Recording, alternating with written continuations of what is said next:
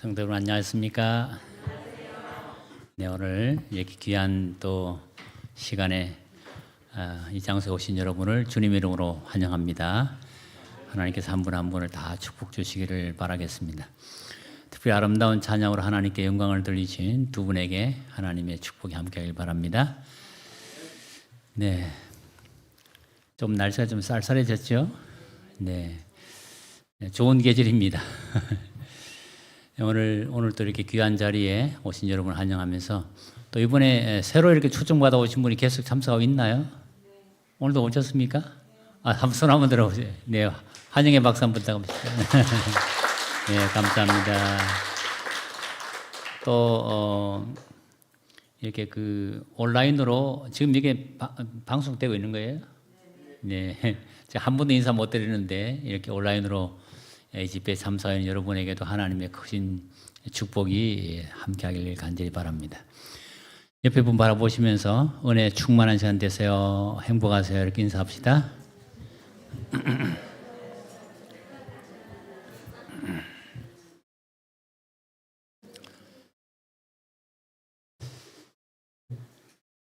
네, 우리가 지금은 이 계절이 이제 여름을 지나서 가을로 이제 좀 들어가는데,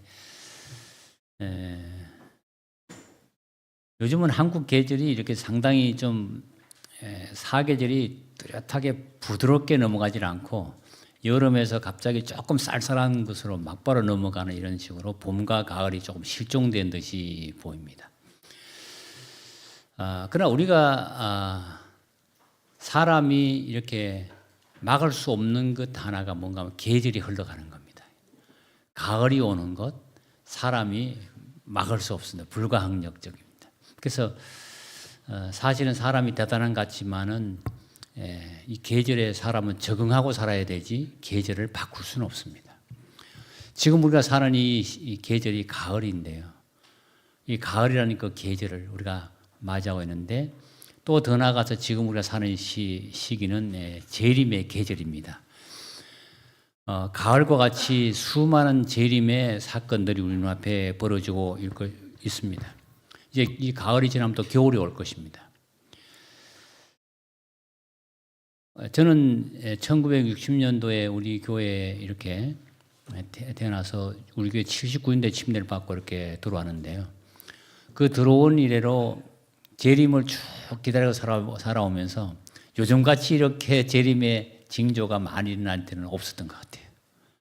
에어컨 좀 하나 켜주시면 좋을 것 같은데 좀 더운데요.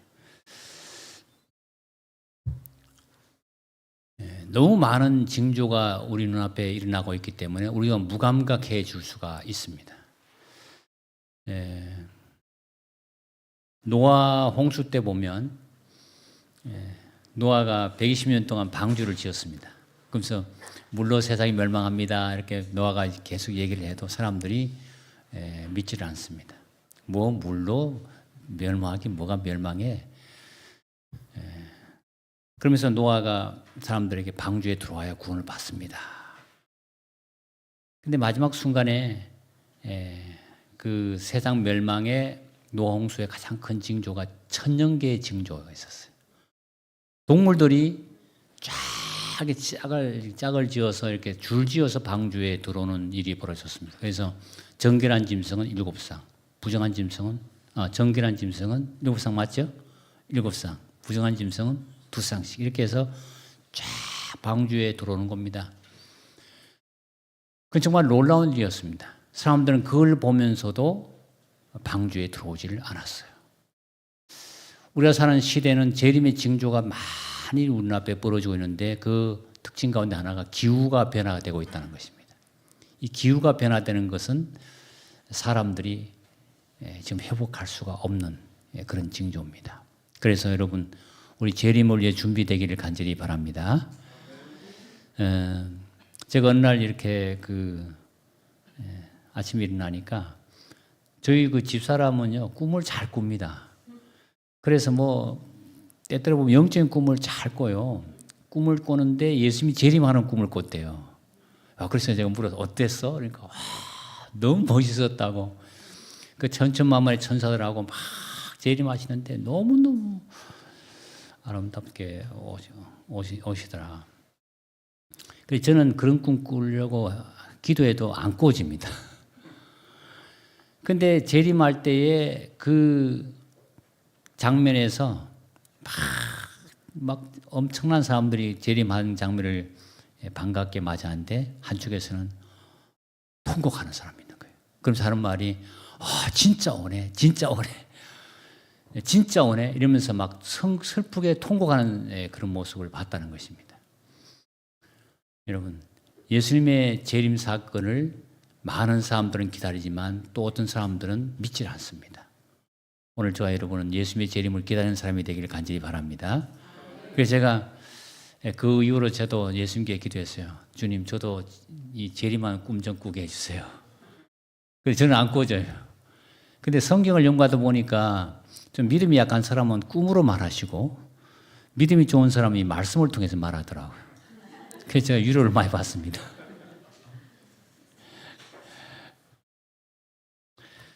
우리가 지금 살고 있는 이 세상은 정말로 엄청난 사건을 향해서 나가고 있는데 바로 그것은 바로 재림의 사건입니다. 한 아이가 아빠가 출장을 갈 때 그 아빠를 워낙 좋아하니까 언제 돌아옵니까? 언제 아빠 올 거야? 이렇게 하니까 이제 말하면서 저 정원에 있는 나무들이 노랗게 빨갛게 물들 때 아빠가 돌아올 거야. 그래서 날마다 이 아이는 학교 갔다 오면 그 정원을 바라보는 습관이 생겼습니다. 근데 어느 날 보니까 가을에 정말 단풍이 노랗게 들고 빨갛게 물드니까 아이가 이제 아빠가 온다 하면서 막 그렇게 반가워하는 것처럼 오늘 저와 여러분은 예수님의 재림이 부담스러운 사건이 아니라 정말로 반가운 사건, 기다리는 사건이 되기를 간절히 소망합니다. 우리는 지금 역사의 몇 시에 살고 있는지 한번 살펴볼 필요가 있는데 이 영혼이라는 시간이 이렇게 흘러가고 있습니다. 우주에는 이 영혼이라 하는 시간 속에서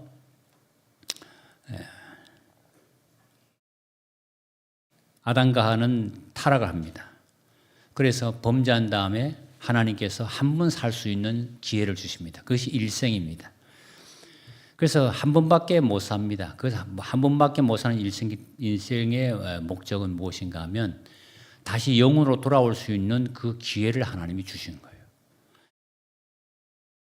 그리고 타락한 이후에 노홍수와 심판 사건이 구약에 있었습니다. 그런 다음에 아브라함을 하나님께서 부르시고 그 다음에 그의 후손들을 통해서 하나님이 출애굽 운동을 일으켜서 애굽에서부터 나오도록 그렇게 역사하십니다.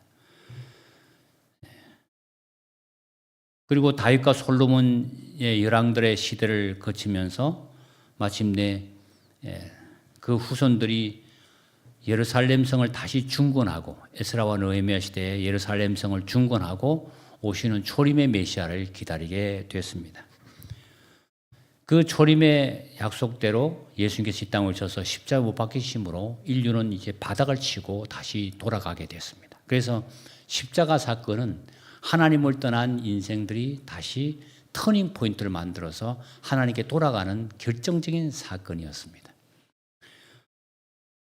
예수님이 십자가 이후에 초대교회를 통해서 복음이 전 세계에 전파되기 시작하고 그리고 이 교회를 핍박하는 중세 암흑기의 핍박 시대가 있었습니다.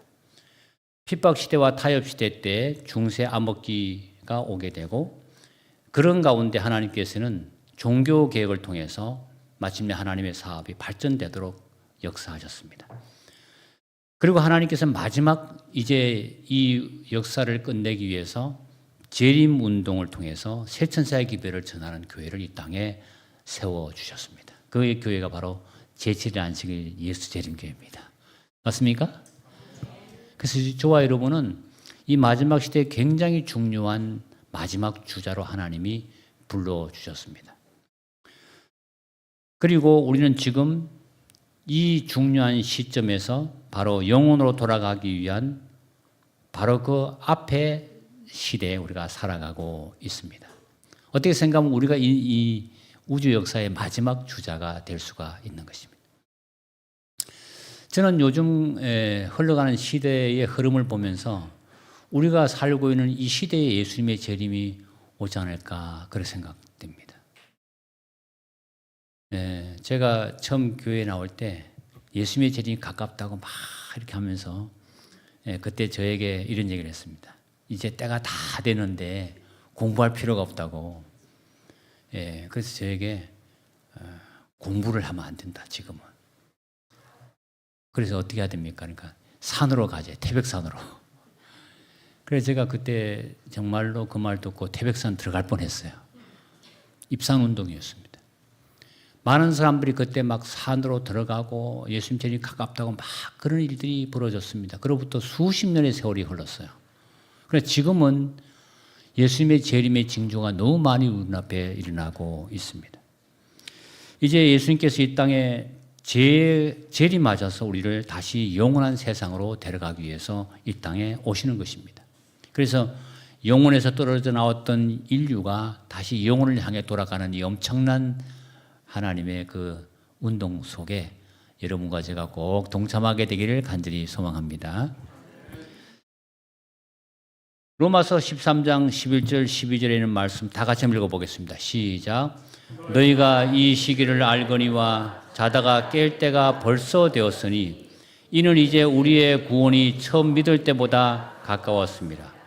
밤이 깊고 낮이 가까웠으니 그러므로 우리가 어둠의 일을 벗고 빛의 갑옷을 입자. 아멘. 이 시기를 알거니와 자다가 깰 때가 벌써 되었다 했습니다. 이제는 자야 될 때가 아닙니다. 영적으로 잘 때가 아니고 깨어 있어야 될 때입니다. 우리의 구원이 처음 믿을 때보다도 가까웠고 이제는 밤이 깊고 낮이 가까웠다. 이제 밤으로 말한다면 새벽 동터 올 시간이라는 거예요. 그러므로 우리가 어둠의 일을 벗고 빛의 갑옷을 입고 살자 했습니다.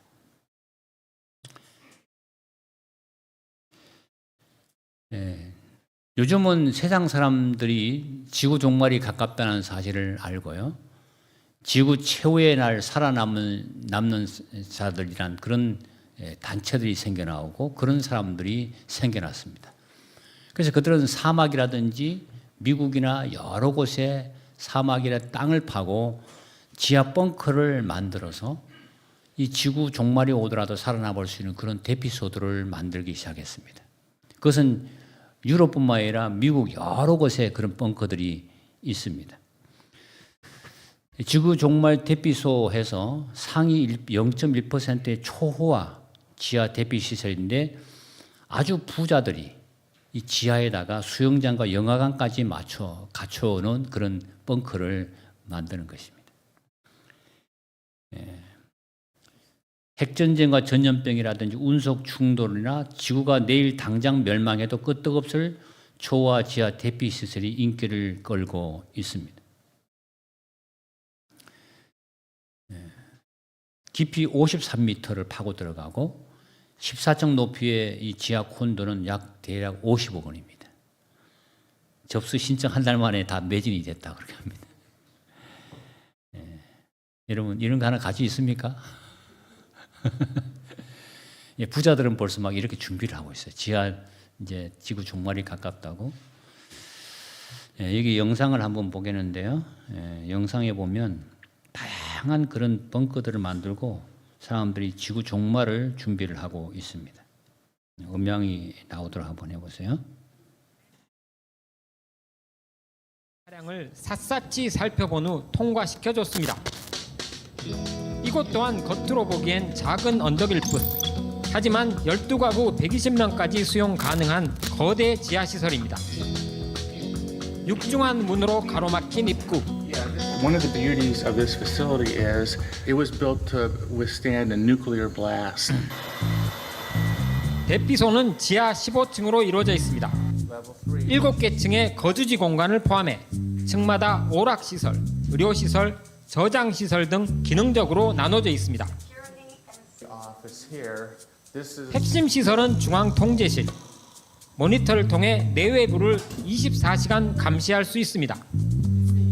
비상시 이곳에 접근하는 외부인은 모두 침입자로 간주한다고 합니다. You've taken precautions to protect your family Are you going to take that protection away from them, knowing that in a week they're going to die of hunger? 주변 비상 활주로를 이용한 비행편이나 차량으로 이곳에 도착한 120명은 그때부터 대피소에 철저한 보호를 받게 됩니다. 각종 시설은 웬만한 휴양지 수준을 넘습니다. 24시간 관리되고 있다는 수영장. 이 대피소에서는 지구 종말이 오더라도 평소처럼 이렇게 수영을 즐길 수 있게 시설을 갖춰놨습니다. 각종 오락 시설도 갖춰져 있습니다. 다른 대피소와 가장 큰 차이점은 종말 상황에서도 일상생활을 이어갈 수 있다는 것. Every time you do something that's not normal, it scores in your subconscious. And if you get enough of those negative scores stored up there, you'll start to get depressed. 12개의 주거시설은 한국 중형 아파트 정도의 크기와 수준을 갖췄습니다. All the toilets are bidet because we calculated that to store enough toilet paper. 자체 식량 생산 시설도 있습니다. 씨를 심어 채소를 키울 수 있고 이를 위해 태양광을 갖춘 실내 재배장이 있습니다. Ready? 지하 식량 창고에는 냉동육, 건조식품, 생필품이 쌓여 있습니다. 최소 1년에서 최대 3년까지 고립된 채 버틸 수 있도록 네. 네. 이 정도는 준비해놔야 되지 않습니까? 여러분, 세상 사람들은요, 이 지구 종말이 가깝다는 사실을 상위 몇 %는 알고 있어요. 이 지구 과학자라든지 아주 부한 사람들은 알고 있으면서 그들은 이 지하에 이미 이런 지구 종말이 와도 견딜 수 있는 벙커를 만들어 놓고 있는데, 여러분, 이렇게 하면 안전할까요? 예수님의 재림 사건, 이 지구 종말 사건은 전 인류적으로 올 뿐만 아니라 누구도 피할 수 없는 사건입니다. 여러분, 성경에 보면 예수님 재림할 때 이 대기층이 하늘이 종이축처럼 말려버린 데서 이 공기층이 없어져 버려요. 사람이 마시는 산소 자체가 완전히 없어지는, 공기가 없어지는 그런 엄청난 사건이고, 예수님의 재림 사건은 노아 홍수 때는 물로 멸망했지만 그때는 불로 이 세상이 심판하는데, 이 지구 중심에는 달의 2배 해당의 2배 이상 큰 불바다가 있습니다, 여러분. 이 지구 중앙에 그 불이, 바다가 어마어마한 바다예요. 그게 다 터져 나오는 거예요. 누구도 이 마지막 종말에서 피할 수가 없습니다. 이런 벙커를 짓는다고 하여 준비될 수 있다면 얼마나 좋겠습니까? 우리가 이 마지막 시대에 이 지구 종말을 피할 수 있는 유일한 방법은 예수님의 재림하시는 사건을 통해서 주님을 만나는 것이라는 사실을 기억하게 되기를 간절히 바랍니다. 예수님의 재림 사건은 어디를 가야 되는 것이 아니에요. 어떤 땅이 나를 구원해 주지 못합니다. 마지막 때는 어떤 곳에도 안전하지 않습니다. 마지막 때 우리의 피난처는 하나님밖에 없습니다, 여러분. 성경에 보면 하나님은 우리의 피난처시요 힘이시니 환난 중에 만날 큰 도움이시라. 그러므로 산이 흔들려 바다 가운데 빠지든지 바닷물이 흉흉하고 뛰놀든지 그것이 넘쳐으로 산이 요동할지라도 우리는 두려워하지 아니하리로다. 하나님은 우리의 피난처입니다. 마지막 때에 되면 산이 흔들려 바다 가운데 빠지고 바닷물이 흉흉하게 뛰노는 것, 해일이 막 일어나고, 그러므로 산이 흔들려 요동할지라도 이 지구가 엄청난 그런 쉐이킹이 된다 하더라도 두려움이 없는 사람은 여호와를 피난처로 삼는 사람입니다. 하나님만이 우리의 마지막 시대에 안전한 피난처가 되는 거예요. 예.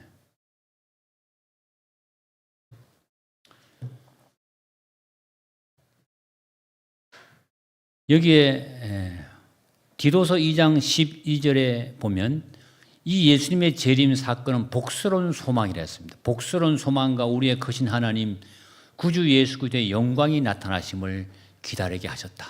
여러분, 오늘 저와 여러분은 재림 성도입니다. 맞습니까? 재림을 기다리는 성도예요.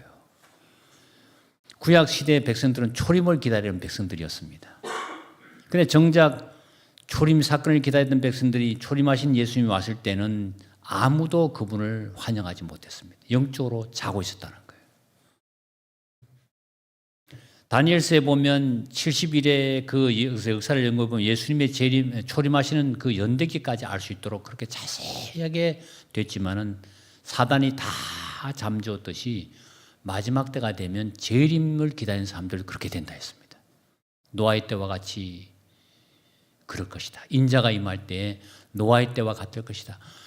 노아가 방주에 들어가는 날까지 사람들이 먹고 마시고 시집가고 장가가고 있으면서 마지막 그들이 멸망할 때까지 깨닫지 못하게 되었다 한 것처럼 마지막 때도 사단이 그렇게 합니다. 그럼 여러분 깨어서 기다리는 성도가 되기를 간절히 바라는 것입니다. 이 복스러운 소망입니다. 예수님 재림 사건은 우리의 크신 하나님 구주 예수 그리스도의 영광이 나타나심을 기다리겠다.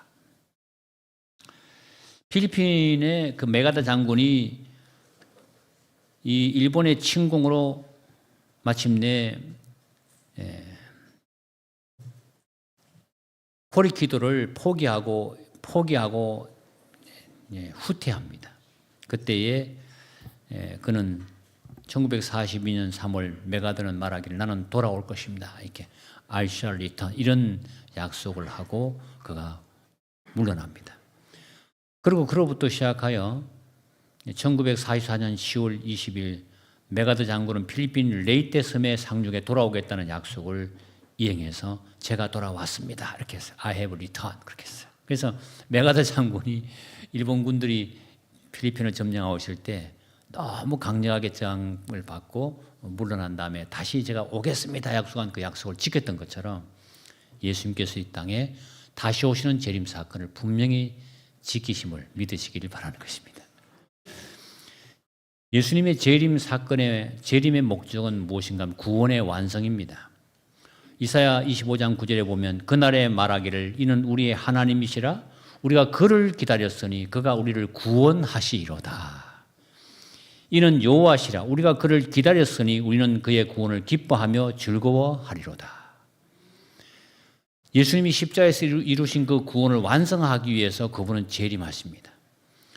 그리고 우리를 이 죄악세상 가운데 홀로 두지 아니하시고 마귀 사단이 통치하는 이 죄악세상으로부터 우리를 구출하여서 하나님이 통치하는 나라로 다시 데려가기 위해서 이 땅에 재림하시는 것입니다. 여러분 재림이 두려운 사건이 아니라 소망의 사건이 되기를 간절히 소망합니다. 구원을 완성하는 겁니다. 재림할 때 구원이 완성이 됩니다. 재림 때 이루어질 사건들은 죽은 자가 부활하게 될 것입니다. 그때 나팔소리남에 죽은 자들이 썩지 아니할 것으로 다시 살아나고 우리도 변화하리라. 천천만만의 천사가 나팔소리를 부를 때에 하나님 안에 죽었던 자들이 썩지 아니할 몸으로 다시 살아나게 되고 우리도 변화하게 될 것입니다. 죽은 자들이 썩지 않을 것으로 살아난다. 여러분 주님 안에서 아담 이후로 죽은 사람이 얼마나 많겠습니까? 아담도 이 땅에 잠자고 있습니다. 아담 이후로 수많은 구약의 성도들이 다 잠자고 있는데 예수님이 재림하실 때 그 명단을 가져오시는 거예요. 지금 하늘 지성소에서 그 하나님의 나라의 백성의 명단을 지금 분별하고 있는 중입니다. 그 백성들의 리스트를 작성하고 계신 중이에요. 그래서 오늘 저와 여러분이 그런 하나님의 그 리스트 생명의 책에 작성되는 성도가 되기를 간절히 바라는 것입니다, 여러분. 그래서 예수님이 이 땅에 오실 때 그 죽었던 자들을 다 부를 때에 어마어마한 무리들이 살아나게 될 것입니다. 그리고 성도들과 만나게 됩니다. 우리 살아남은 자도 저희와 함께 구름 속으로 끌어올려 공중에서 주를 만나게 될 것입니다. 그리고 공중에서 주를 영접하게 하시리니 그리하여 우리가 항상 주와 함께 있으리라. 아멘입니까? 저는 목회자로서 장례식을 많이 집례를 합니다. 장례식 할 때마다 너무 뚜렷한 것은 우리는 슬프지만 그 장례식장 앞에서 그 묘 앞에서 하관하면서 소망의 노래를 부르고 다시 만날 것을 또 우리가 희망하면서 하나님 앞에서 다시 한 부활의 소망 때 다시 만날 것을 생각하면서 소망의 노래를 부르는 거예요. 그런데 그게 없는 사람들은 절망입니다. 막 어마어마하게 우는 거죠. 우리는 잠깐 동안 헤어져 있습니다. 그러나 예수님 재강림하실 때 죽었던 자들이 다 부활하게 되고 우리가 다시 그들과 함께 만나게 될 때 다시는 헤어지지 않은 엄청난 감격이 있게 되리라고 믿습니다. 예수님의 이 재림 사건을 마지막 때가 되면 사람들은 믿지 않는다고 했습니다. 베드로후서 3장 3절에 보면 먼저 이것을 알지니 말세에 기롱하는 자들이 와서 자기의 정욕을 쫓아 행하며 기롱하여 가로되 주의 강림하신다는 약속이 어디 있느냐. 조상들이 잔후로부터 만물이 처음 창조할 때까지 그냥 있다고 말하는 것입니다. 네, 마지막 때가 되면 야 재림 아직도 그거 믿어? 지금 AI 로봇을 만드는 시대야. 과학 만능 시대라고. 과학이 지금 어마어마하게 발전을 했습니다. 근데 아직도 그런 걸 믿어? 조롱하는 것입니다. 여러분 그 사람이 만든 작품 가운데 마지막이 로봇은요 그야말로 글작품입니다. 저는 이 로봇을 통해 가지고 정말 인간이 만든 이 로봇 때문에 큰 유익도 되겠지만 어마어마하게 큰 재앙이 올 거라 생각을 합니다. 그래서 1차 산업혁명, 2차 산업혁명, 산업 이렇게 3차 산업혁명, 4차 산업혁명 하는데 그동안의 모든 혁명들은 다 사람의 노동력을 도와주는 거였어요. 그런데 이 4차 산업혁명인 AI 인공지능은요 사람의 뇌, 두뇌를 대신해 주는 거예요. 이제 사람이 생각할 필요가 없어요. 영어도 공부할 필요 없습니다. 요즘은 딱 치면 다 나와요. 말하면 그냥 다 통역해 주고요. 그래서 사람이 이제는 이 두뇌를 대신해 주는 거예요. 그런데 여러분 이것이 크게 사람에게 유익도 되겠지만은 이 인공지능 로봇이라는 것 자체가 혹시 테러리스트라든지 이런 나쁜 사람들 손에 들어가면 킬러 로봇으로 바뀌면서 어마어마하게 사람들을 죽이는 살상 무기가 될 수가 있습니다. 그리고 로봇을 만들어낸 목적은 사람을 통제하고 감시하기 위한 것입니다. 마지막 때가 되면 사람들은 이런 모든 것들을 생각하면서 성경을 믿지 않는다는 거예요. 예수님 재림 사건 그거 이상한 이야기로 생각을 합니다. 최근에 이런 기사가 있어서 사람들이 좀 놀란 적이 있습니다. 예수님은 돌아오지 않습니다. 이렇게 2014년에 했던 얘기인데 이것을 자기들이 미안하다고 나중에 이렇게 사과를 했지만 이런 말을 했어요. 영어를 번역해 보면 Jesus is not coming back 이렇게 돼 있어요. 예수님은 돌아오지 않습니다.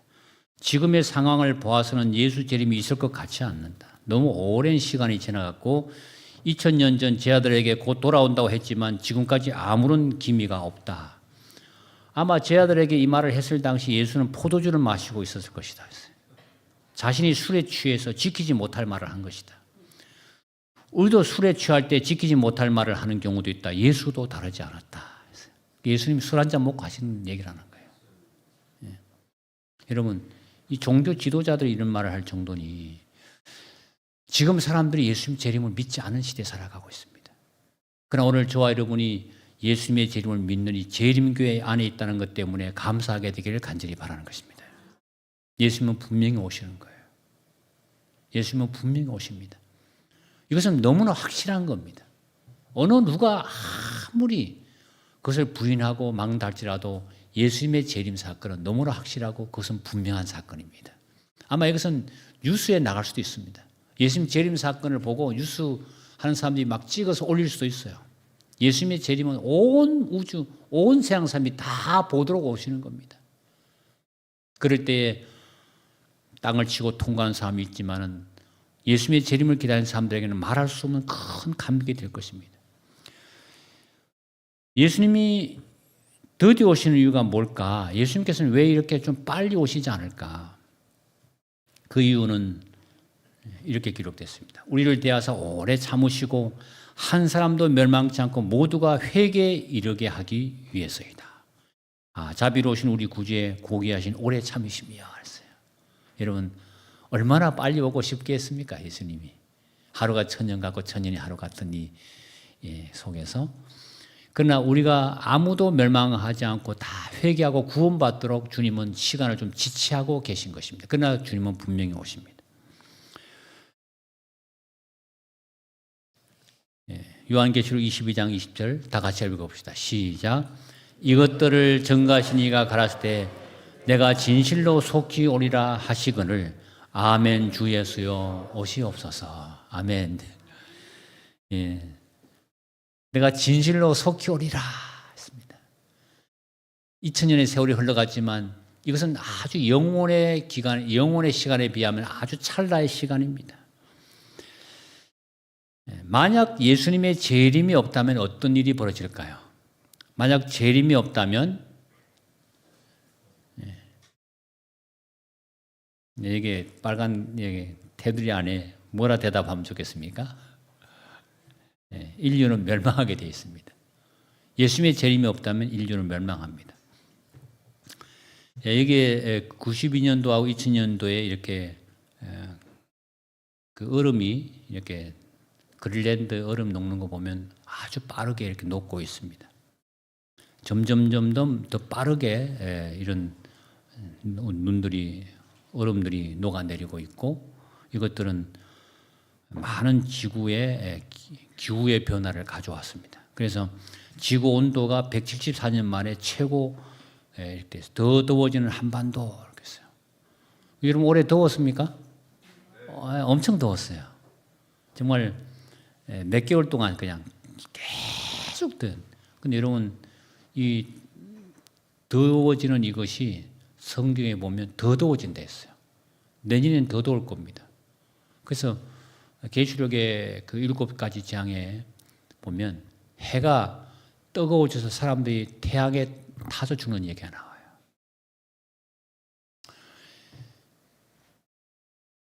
하나님의 백성들을 노예 백성 삼아가지고 400년 동안 노예시킬 때 하나님이 그들을 데려 나오려고 하니까 바로가 반대했습니다. 그래서 하나님의 애굽에다가 10가지 재앙을 칩니다. 강, 개구리가 올라오고 이, 파리, 그 다음에 악독, 독종이라든지 우박, 메뚜기, 암흑재앙 여러 가지 다양한 그런 천연계의 그런 징조를 통해서 애굽을 징벌하십니다. 그런데 마지막 이 지구 도성에 사는 하나님의 백성들을 핍박하고 가두고 있는 이 재앙을 향해서 하나님 7가지 재앙으로 징벌하시는데 그러나 하나님의 백성들은 그 징벌, 재앙 가운데 보호함받는다는 사실을 기억하게 되기를 간절히 바라는 것입니다. 여러분.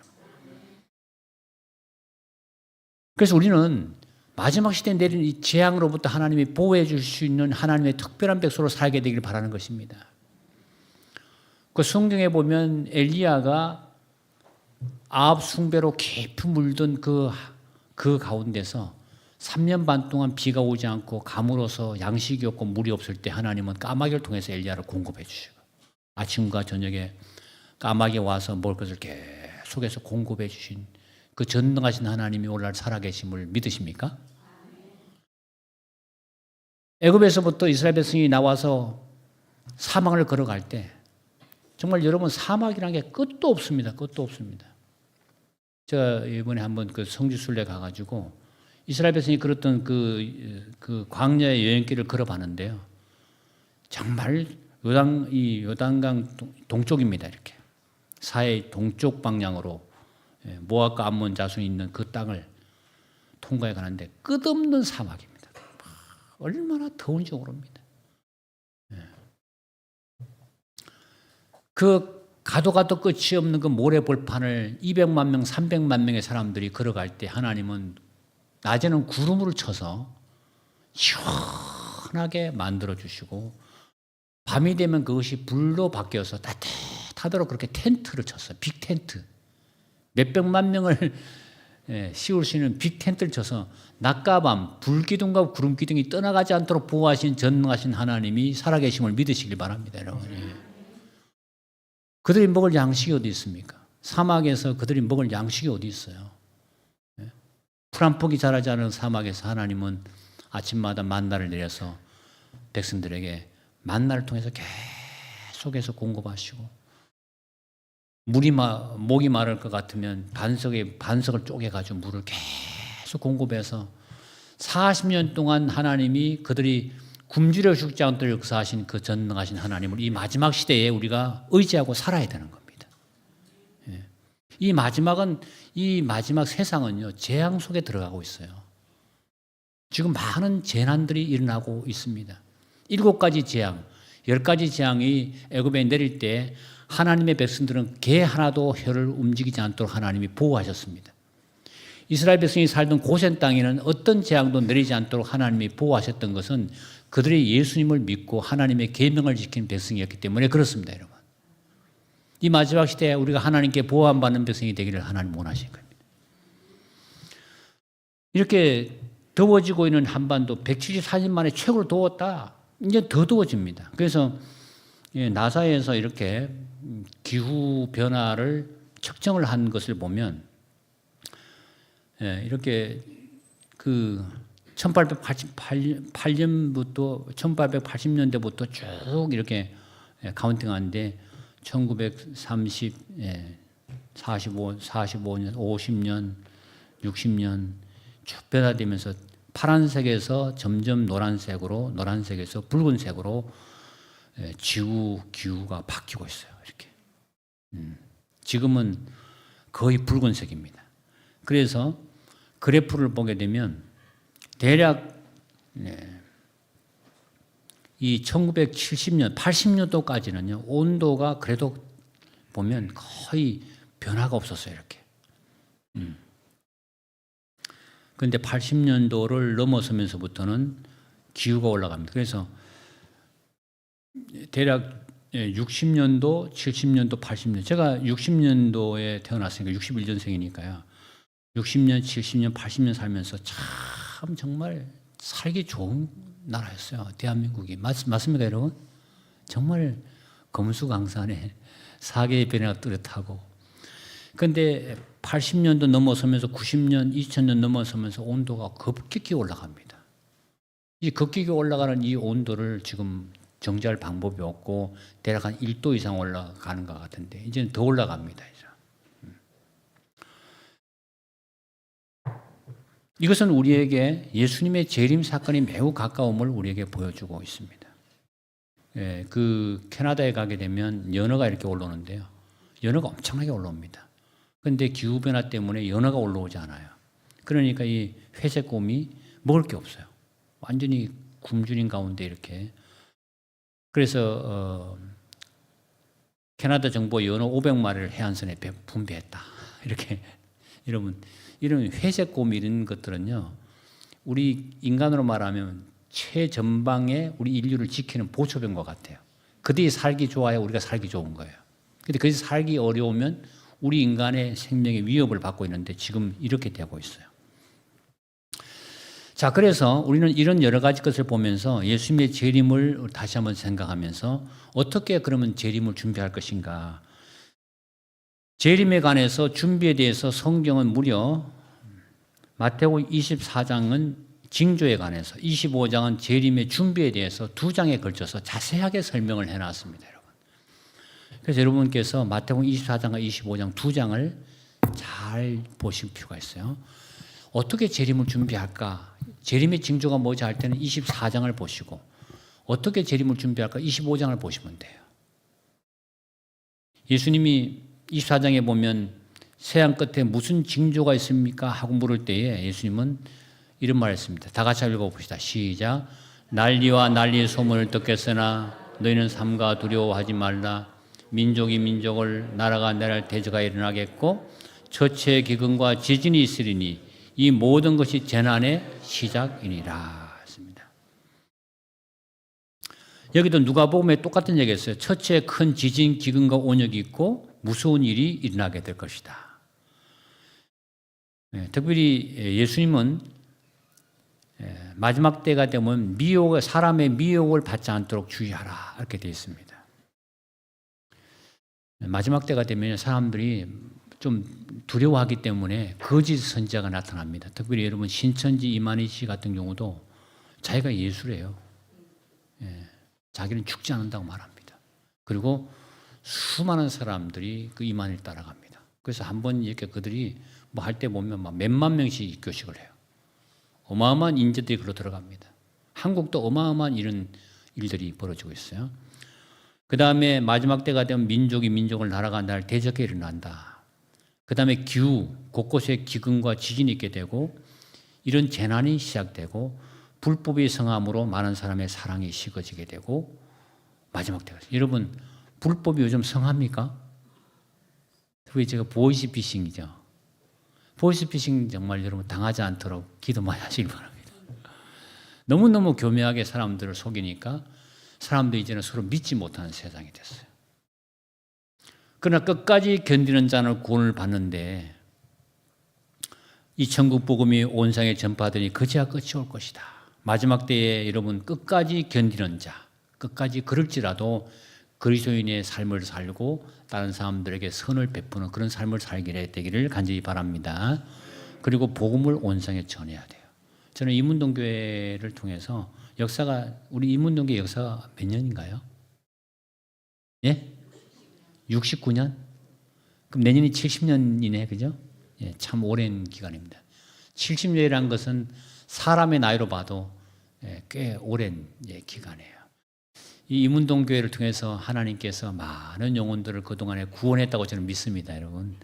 하늘에 갈 때 이문동교회 출신입니다 하는 분들 손 들어보라 하면 많은 사람들이 그 이문동교회를 통해서 하늘나라에 들어오리라 믿습니다.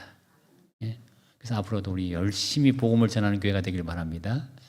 열심히 복음을 전해서 새로 짓는 성전의 영혼들을 꽉꽉 이렇게 차고 넘치게 되기를 바랍니다. 예, 우리가 살고 있는 이 지구는 여러 가지 말세에 거짓 선자가 일어난다. 그 다음에 여기 나온 것처럼 전쟁이 일어나고 있습니다. 지금도 지구 한편에서는 전쟁을 하고 있습니다. 기근, 지진, 전염병, 자연재해, 복음 이런 여러 가지 많은 일들이 일어나고 있습니다. 그래서 우리는 재림을 준비할 때에 우리는 우리의 삶 속에서 재림을 준비를 해야 합니다. 그리스도께서는 그분이 오실 때 당신을 기다리는 무리들 중에 어떤 사람은 사업거래에 종사할 것이고 어떤 사람은 들에서 씨를 뿌릴 것이고 다른 사람들은 추수장에서 수확할 것이고 또 다른 사람들은 맷돌을 갈고 있을 것이라고 말씀하셨다. 그분의 택하신 백성들이 생활의 의무와 책임을 버리고 한가하게 명상하고 종교적인 환상에 사로잡혀 사는 것은 하나님의 뜻이 아니다. 맞습니까? 이 말씀에 여러분 아멘 하십니까? 저는 처음에 들어올 때 개혁파가 우리에 막 휩쓸었던 얘기를 하는데 그때 개혁파가 다 됐기 때문에 이제 산에 들어가자. 그래서 저도 그때 저거 산에 들어가려는데 그렇게 됐으면 어떻게 됐겠습니까? 하나님의 백성들이 한가하게 명상이나 하고 그렇게 하는 길 원치 않는다. 그래서 여러분 여인들은 맷돌을 간다 이렇게 여자들이 맷돌을 갈고 있습니다. 가정 일을 할 때 한 사람은 주님과 동행했고 한 사람은 동행하지 않았다. 두 사람이 들에서 씨를 뿌리는데 한 사람은 직장에서 일을 하면서 하나님과 동행했고 한 사람은 동행하지 않았다. 여러분 마지막 재림할 때까지 우리는 직장 생활과 가정 생활을 하는 겁니다. 맞습니까? 예, 그렇게 해야 되는 거예요. 성경에 보면 이 재림 준비를 성서적으로 하라. 삶 속에서 재림을 이루어 가야 된다는 것입니다. 그래서 예수님은 세 가지 비유를 말씀해 주시는데 10처녀의 비유를 말씀해 하셨어요. 이것은 개인적인 성령 충만의 경험이고 성령의 기름을 충분히 준비해라. 그 다음 달란트의 비유를 말씀했는데 교회에서 열심히 봉사하고 재능을 헌신하고 복음 전도에 동참하고 양과 염소의 비유를 통해서 사회와 이웃을 위해서 봉사하고 지역사회의 소금과 빛이 되라고 이 세 가지 비유를 주셨어요. 그래서 이것을 그래프상으로 보면 개인적인 성령 충만의 경험에서 이 교회의 헌신을 통해서 우리의 헌신이 드러나게 되고 더 나아가서는 이웃과 사회에 봉사하는 이런 선한 이웃으로 살기를 하나님은 원하시는 겁니다. 아멘이십니까? 따라해 볼까요? 개인적인 성령 충만, 교회의 헌신, 이웃사회의 봉사. 이 세 가지가 예수님의 재림을 준비하는 방법입니다, 여러분. 삶이에요.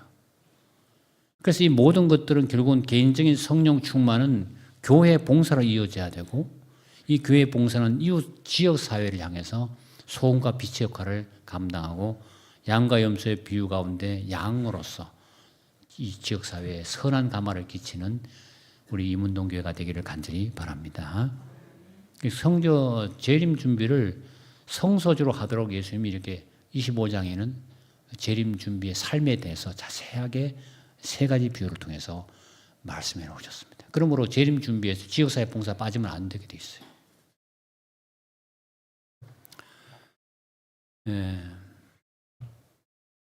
예수님께서는 예루살렘이 군대들에게 에워싸이는 걸 보거든 멸망이 가까운 줄을 알아라.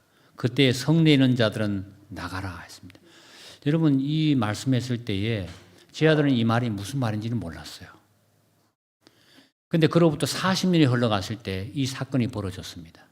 예수님은 예루살렘 성이 멸망할 것을 내다보시고 이미 40년을 후를 내다보시고 군대들이 예루살렘을 에워싸는 것이 신호가 될 텐데 그때 너희는 나가라 이렇게 했습니다.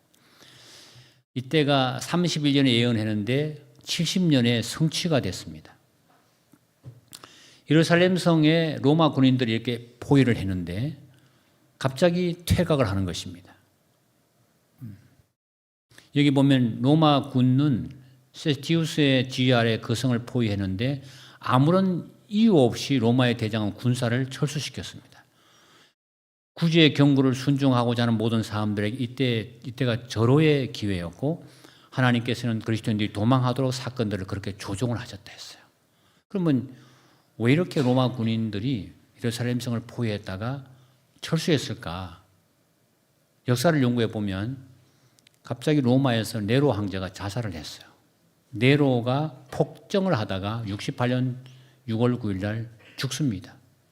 그래서 그 예루살렘 성을 포위했던 그 장군이 그것을 다시 수습하기 위해서 군사를 돌릴 수밖에 없고 그가 돌아가서 다시 황제가 됩니다. 이와 같이 이런 사건 때문에 로마 군인들이 풀어났을 때에 그리스도인들은 그때에 이 예언을 이해하고 도피했습니다.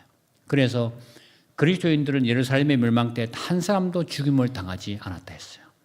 예루살렘 멸망의 징조를 알려주심으로 제 아들이 도망할 수 있도록 하신 것처럼 세상의 마지막 멸망의 징조를 주셔서 모든 사람으로 그날에 임할 진노를 피할 수 있도록 해주셨다. 아멘입니까? 그래서 그리스도인들은 한 명도 죽지 않았습니다. 그들은 예루살렘 안에서 열심히 복음을 전하고 마침내 주님은 그들에게 피할 길을 열어준 것처럼 우리가 이 마지막 시대에 열심히 복음을 전하고 주님의 교회를 위해 헌신하고 지역사회에 하나님의 복음을 열심히 전할 때 하나님은 저와 여러분을 보호하고 구원한다는 사실을 믿을 수가 있는 것입니다. 여러분. 이 낡은 지구의 운명은 어떻게 될까? 여러분 그 구두를 신고 다니다 보면 구두가 낡아집니다. 그러면 이제 새 구두 사면 기분 좋아요? 저는 뭐 다른 것보다 구두 살 때 참 기분 좋더라고요. 가서 집사람이 뭐 구두를 골라주든 이렇게 하면 참 새 신고 다니면 기분이 좋습니다. 차를 타고 다니다가 낡았는데 누군가가 여러분 사랑하는 사람이 차를 이렇게 선물해 주면 기분 좋아요? 네, 좋아요. 예, 집이 낡았는데 이 낡은 집을 다 헐어내고 누군가 새 집 지어주면 기분 좋습니까? 네, 좋죠.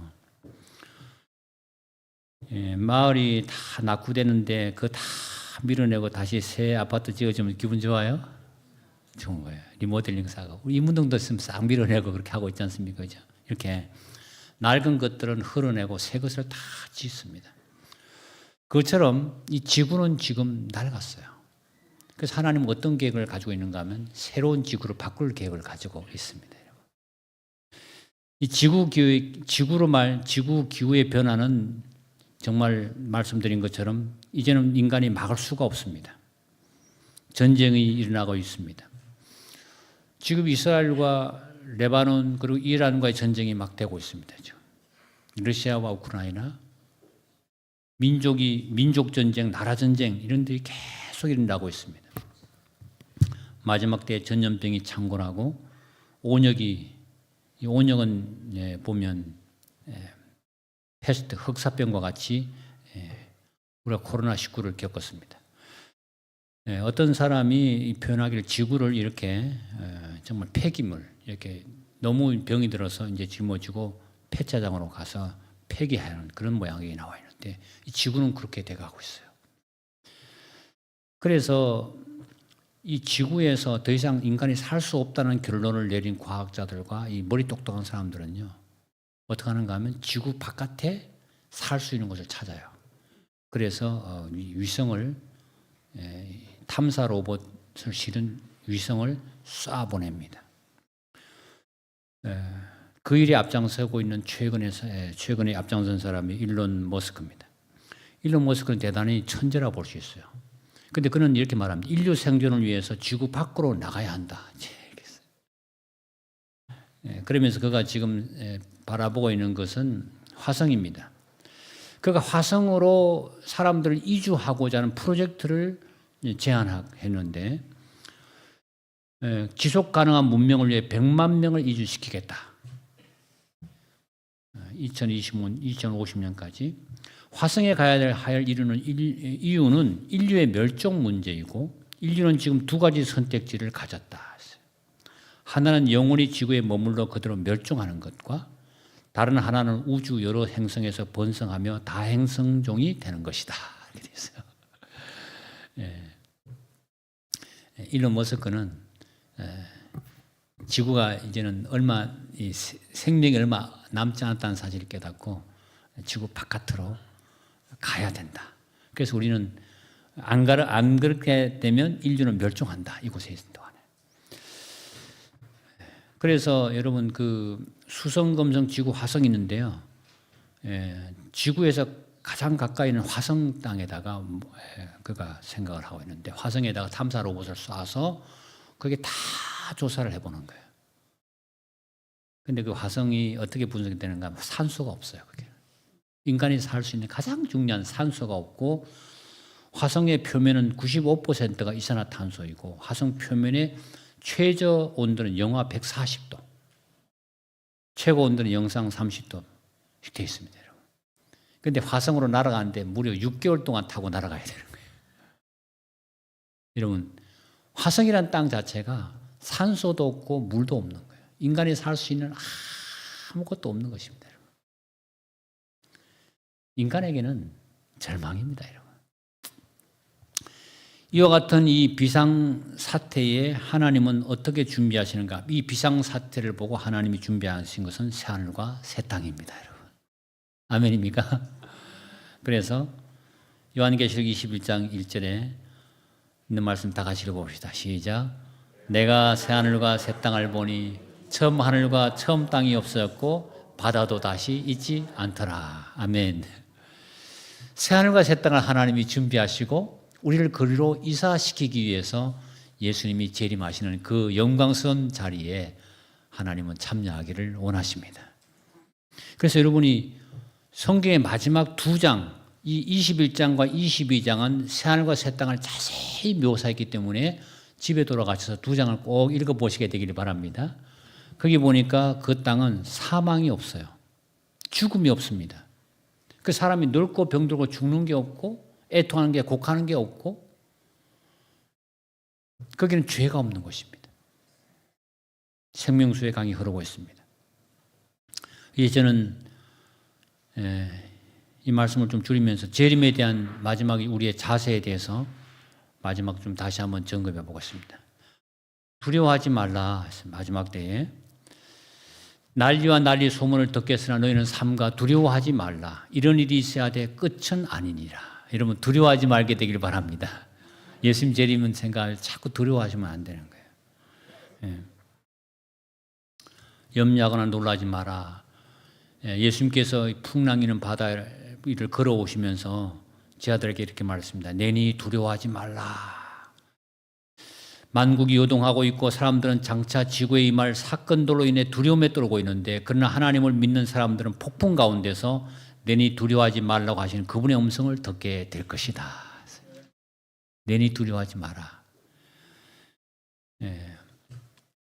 우리가 이게 무엇을 보면 좋을 것인가? 제가 그 어릴 때에 이렇게 그 기차 다리를 건너서 걷는 바를 각오했습니다. 그러니까 돌아가려면 한 4, 50분 걸리는데 이 다리를 건너가면 한 5분 만에 갈 수 있는 아주 가까운 거리. 여러분 그 다리를 올라서면 어릴 때 보면 밑에 물이 펄해요. 예. 그래서 선배들은 막 뛰어다닙니다. 근데 선배들이 하는 말이 물을 쳐다보지 말고 거기에 나무를 봐라 이렇게 해요. 예. 밟는 나무를 봐라. 여러분 물을 쳐다보면 두렵지만 나무를 보다 보면 두렵지 않아요. 그래서 여러분 이 마지막 시대에 십자가에 달리신 그리스도를 바라보게 될 때 여러분은 이 모든 것을 이길 수 있는 능력이 있다는 사실을 기억하기를 간절히 바랍니다. 예, 이 징조적인 접근을 하게 되면 조사심판 사건이나 일렬시험령이라든지 이런 여러 가지 짐승의 표 이야기 또 야곱의 환난 이야기 들으면 마음이 좀 답답해집니다. 지진, 기근, 재해라든지 이런 여러 가지 그리고 마침내 예수님의 재림 사건은 이런 데 다 묻혀가지고 예수님의 재림하시는 사건은 다 묻혀버렸어요. 우리의 재림하실 때 보면 이것이 뭔가 징조적인 접근입니다, 여러분. 징조적인 접근. 그러나 복음적인 관점의 접근은 조사심판의 사건이라든지 짐승의 표 이야기도 있고 야곱의 환난의 이야기도 있고 일렬시험령에 관한 이야기도 있고 홍수와 전염병, 재난과 지진 여러 가지 있지만은 그러나 이 모든 걸 뛰어넘어서 재림하시는 예수님이 우리에게 나타나야 되는 거예요. 재림하시는 예수님이 우리에게 제일 크게 부각되게 되기를 간절히 바라는 것입니다. 징조 자체는 아무것도 아닙니다. 징조 자체는 우리를 구원해 주지 못하고 징조는 자신이 가고 있는 길이 맞는지 알려주는 기능이고 재림의 징조는 고속도로의 이정표에 불과한 것이다. 우리의 목표는 재림하시는 예수님이십니다. 예수님에게 시선을 고정시키고 믿음으로 전진하는 우리 모두가 되기를 간절히 소망합니다. 기도하겠습니다. 살아계신 아버지 하나님, 우리에게 이 마지막 시대에 다시 한번 인류가 고통받고 있는 이때에 재림의 소망을 주신 하나님 진심으로 감사드립니다. 다시 오시는 예수님의 재림 사건은 인류 역사의 끝을 맺는 사건이 될 것입니다. 십자가에 죽으신 그분의 구원을 완성하는 사건이 될 것입니다. 주여 우리가 재림을 기다리게 하여 주시옵소서. 또한 우리만 기다릴 것이 아니라 주위에 있는 사람들에게 이 사실을 알려서 그들도 우리와 함께 예수님의 재림을 맞이하도록 도와주시기를 예수 이름으로 기도드립니다.